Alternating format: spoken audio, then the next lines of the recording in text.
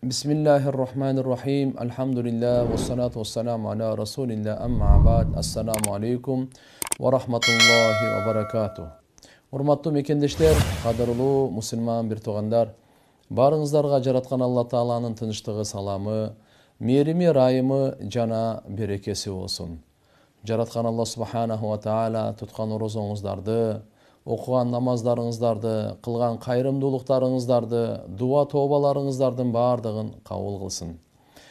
Урматтуу мекендештер, Кур'ан-ы Карим Алла Тааланын акыркы ыйык китеби, кыямат күнгө чейин келе турган инсандардын баарына туура жолдомо, бейиштин жолун көрсөткөн, бактылуулуктун, тазалыктын жолун көрсөткөн ыйык китеби.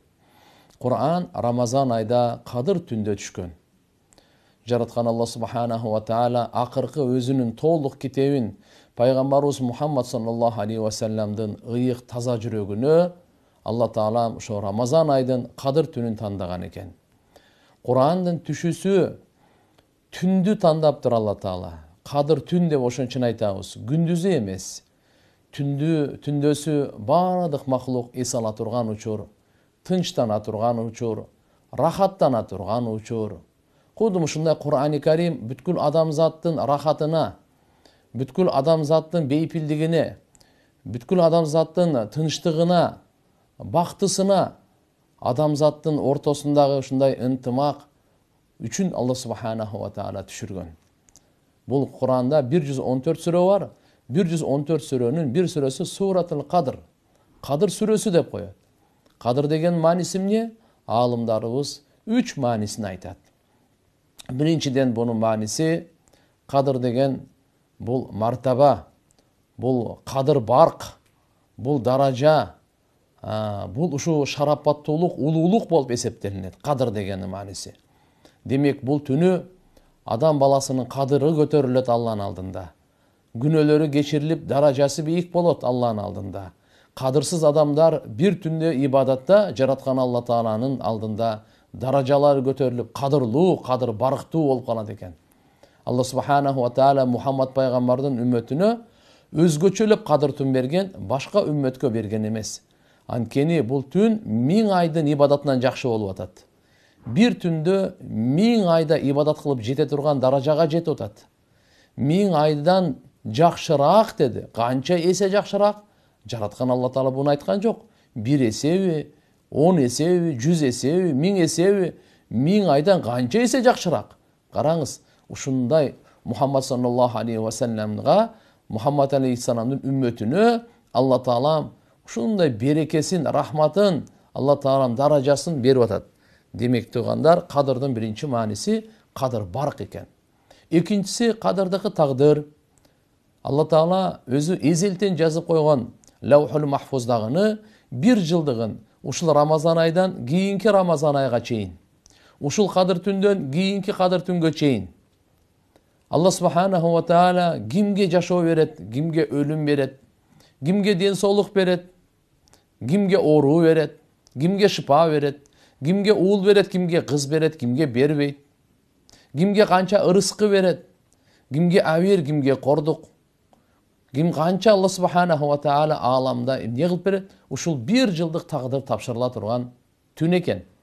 Кээ-бир риваяттарда келет, Жабраил периште, Исрафил периште, Микаил периште, Малакул Маут, өлүм периште ушуларга тапшырылат дейт. Анткени ушулар Алла Тааланын тарабынан баардык ушул өкүм чечимдерди алып түшүп келет дейт. 1 жылдыгын. Жада калса кээ-бир риваяттарда келет, ушул жылы ажылык ким кылат, ким кылбайт, ушунун дагы чечими чогуу дейт. Андыктан бул экинчи мааниси тагдырдын маанисинде. Үчүнчүсү кадырдын мааниси тардык дейт. Кандай тар? Алла Субханаху ва Таала япсу рызка лима яша ва якдир. Кимге кааласа бенделеринен Алла Таала ырыскысын кең кылат, кимдикин кааласа Алла тар кылып коет.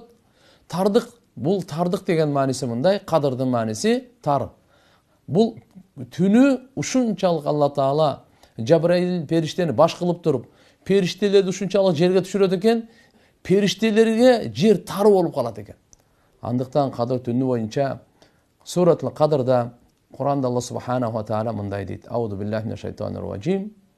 Инна анзалнаху фи лейлатил кадр. Шек күмөнсүз биз Kur'an-ı Kerim'de Kadir keçesinde düşürgönbüz.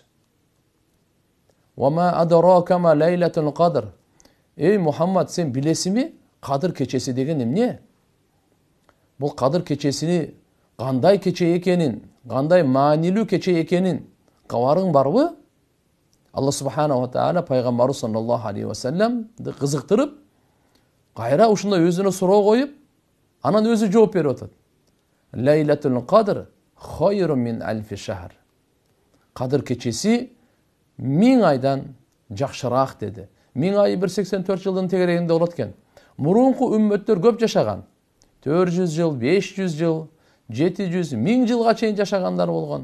Oşolordan Bani İsrail'den bir köp yaşagan adamın birisi şu 1000 ay Allah'ın yolunda ibadat kılgan eken.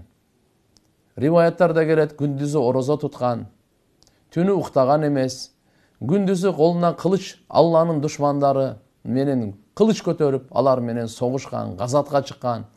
1000 ayda kança degen ibadatlardı kılgan. Oşol aytılganda Peygamber sallallahu aleyhi ve sellem'in sahabaları oy bizdin ömrümüz özü 60-70 yılın tegereginde. Bul jönü 1000 ay ibadat ele 1000 ay eken. Dep bul kança degen ulu martaba dep. Oşol vaqtda Allah subhanahu wa ta'ala oşo Kadir suresini düşürgön deyt. Ay Muhammed aleyhissalam'ın ümmeti sizlerge bul 1000 aylık sowaptu men bir tünde verem. Bir tünde verem. Bir tünde verem deydi. Qarаңызчы bu qanday degen Allah subhanahu wa ta'ala'nın Muhammed aleyhissalam'a ümmetine bolgon mamilesi. Tenezzelul malaikatu var ruh fiha biizni min kulli amr biizni rabbihim min kulli amr selamun hiye hatta matla'il fajr. Perişteler düşöt. Ruh, Cebrail perişte, ıyık perişte, özü koşu düşöt. Bardık Allah Taala'nın hükümlerini alıp gelet. Bul uşunday tınçtık, beypildik, rahattın tünü. Uşu taң atkanга çeyin, uşul bereke, uşul Allah subhanahu wa ta'ala'nın aykölдүүлүгү ulanıp tura öğret eken tuğanlar. Andıktan hadiste gelet. Kadir keçesi Allah subhanahu wa ta'ala buyruk beretken Cebrail perişteni perişteler menen түшкүлө деп алар Ka'baga düşöt eken. Eң birinci. Andan keyin perişteler бүткүл alamga jayılat eken. Бүткүл alamga jayılatken Cebrail perişteler bularga buyruk beret eken. Bargıla. Kim uşul keçede oyga otursa, tursa, jatsa, zikir kılıp atsa, dua kılıp atsa, namaz okup atsa, barına barıp turup salam bergile, barına dua kılgıla, barı menen uçuraşkıla degen geçeyin gelet. Uçuraşkıla degen geçeyin gelet.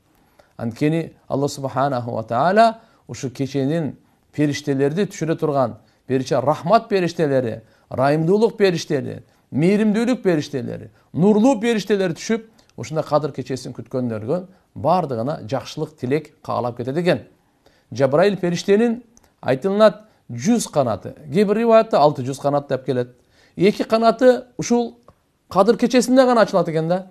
Al açkanda taң gün çıkkandan gün batkanga çeyin. Taң çıkıştan batışka çeyin. Bardığını şu cevap kalat eken. Cebrail perişte, buna perişteler buyruk berip, perişteler olsa uşunda taң atkanga çeyin. Uşul Kadir tün kütüp atkanlarga dualарын kılıp, alar menen alhamdulillah alardagı ibadatında bolot eken. Эми мына таң атайын дегенде Cebrail perişte aytat eken. Ar-Rahil, Ar-Rahil. Kettik эми деп.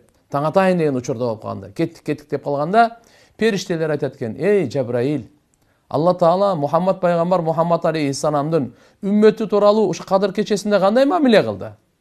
Kандай mamile kıldı degende Cebrail perişte aytat eken. Allah Taala ötö rayımdуу, keçirimdүү mamile kıldı. Bardık ümmetin günelerin, Müslümanların günelerin keçirdi. 4 türlü adamdan başka. Al birinci 4 türlü adam dağı tuğan qarаңыз. Uşu 4 türlü adamdın içinde men, siz bar emesmiz mi? Bir görüp koyulu. Uşunda ıyık tünde dağı geçirilmeye kalgan 4 türlü adam. Birincisi mudminu hamr. Daima üzgültüksüz arak içip жүрген adam. Kadir keçesinde günösü geçirilmeye kalat eken. Akun li validey. Ata-enesine ak bolgon. Ata-enesini uşunça tajatkan. Uşunçalık ata-enesin tajatkan. Balalıktan geçivergen. Oşa menin kızım degenden geçivergen. Men oğlum degenden geçivergen. Mına uşunday ak bolgon. Üçüncüsü katiya rahim. Bul tuğançılık mamileni üzgön.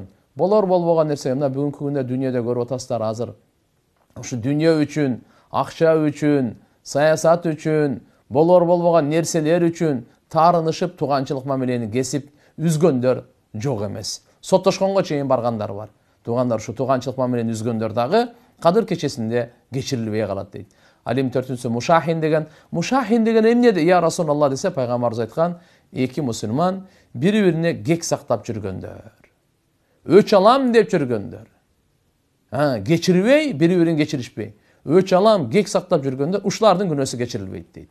Алла Таалам баарыбызды, элибизди өзгөчө бардык мусулмандарды, ушул ат өчкүр, арактан Алла Таалам сактасын. Алла Таалам ушуга чейин ким адашып ичип жүргөн болсо, тообасын Алла Таалам тооба кылсын, тообасын кабыл кылсын.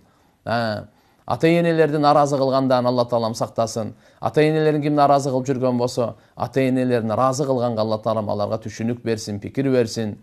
Тууганчылыкты бузгандарга, үзгөндөргө Алла Таалам аларга тоофик берсин, тууганчылыктын кадырын билип, тууганчылыкты жакшы көрүп, сактап, бекем кармай тургандар болсун.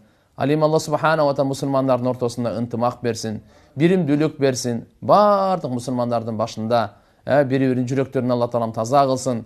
Кек сактабаган, өч алам деп ойлобогон жүрөктөрдү Алла Субхана ва Таала тазаласын. Демек, ушундай касиеттүү Кадыр түндү кантип өткөрөбүз туугандар? Ибадатта өткөрөбүз. Кээ бирлер ойлойт Кадыр түндү жана дасторкона салып алып эле ушу тегеректеп, ушу кайра тамак жеп, кайра отуруп, бул тамак менен өткөрө турган түн эмес. Тамакты жеп келгенбиз дагы деле жей беребиз. Бул түн дуанын түнү. Айша энебиз пайгамбар саллаллаху алейхи ва салламдан сураганда, эгер Кадыр түн мага ушул туш келип калса, кайсы дуаны кылайын? О Аллахнын элчиси дегенде пайгамбарыбыз жооп берген. Аллахумма иннака афувун тухиббул аффа фа'фу анни. Я Алла, сен кечиримдүүсүн. Кечиргенди жакшы көрөсүн, андыктан мени кечиргин. Алланын кечиримдүү деген аты бар. Алла кечирбесе бирөө да бейишке кирбейт. Алла Таала кечиргенди жакшы көрөт.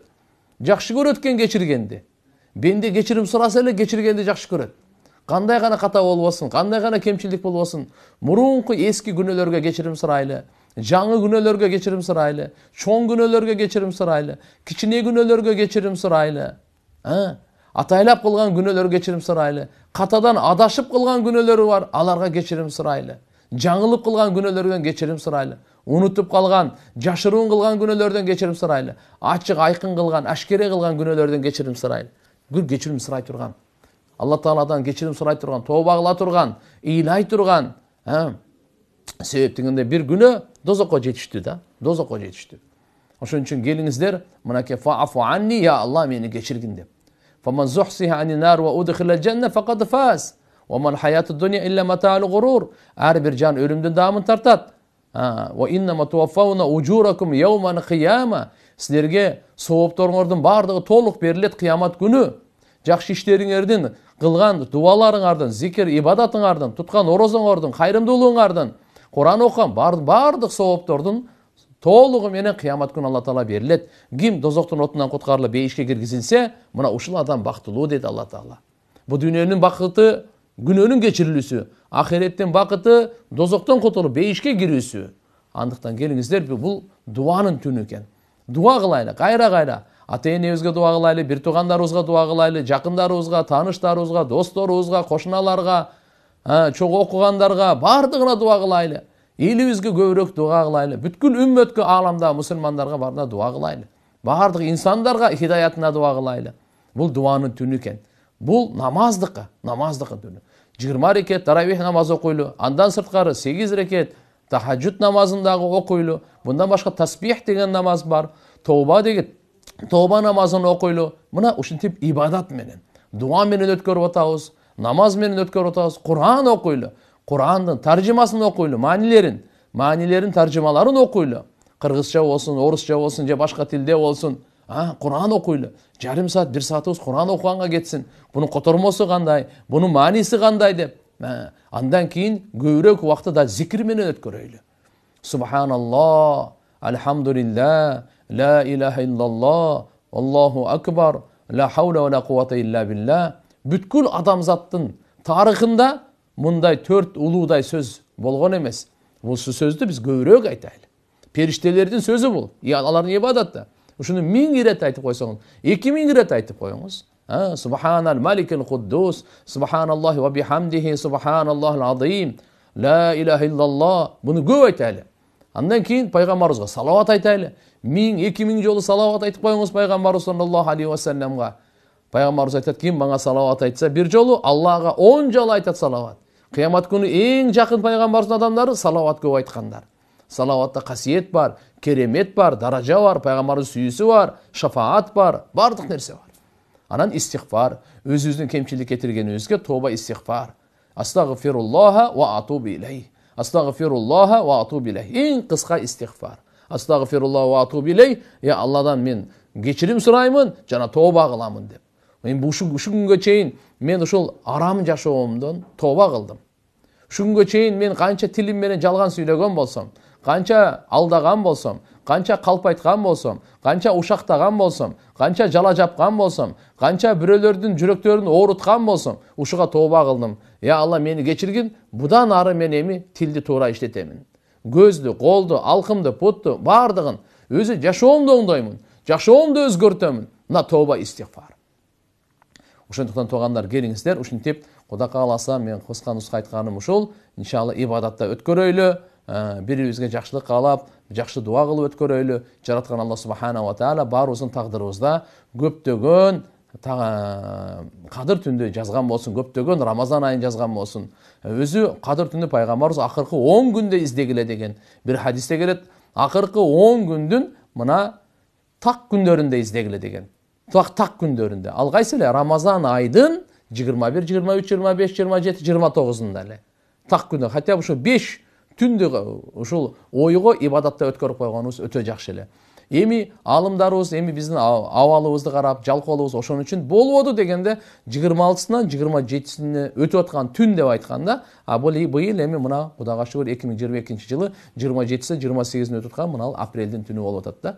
Ушуну десем, ушуну дагы алхамдулилля колдон чыгарбай кармап, жакшы ибадатта, жакшы маанайда, келечекти алдыга коюп, кабырды алдыга коюп, Алланын алдына эсеп китепти алдыга коюп, эмнеден жаралганды унутпай, эмне болорубузду, ахиретке кетер күнүбүздү дагы унутпай, дуаларды кылсак таасирлүү болот, жандуу болот, ихластуу болот. Ошон үчүн аракет кылайлы. Жараткан Алла субхана ва таала баарыбызды бактылуулардан кылсын, бирибизди дагы бактысыз кылбасын. Ассаламу алейкум ва рахматуллахи ва баракатух.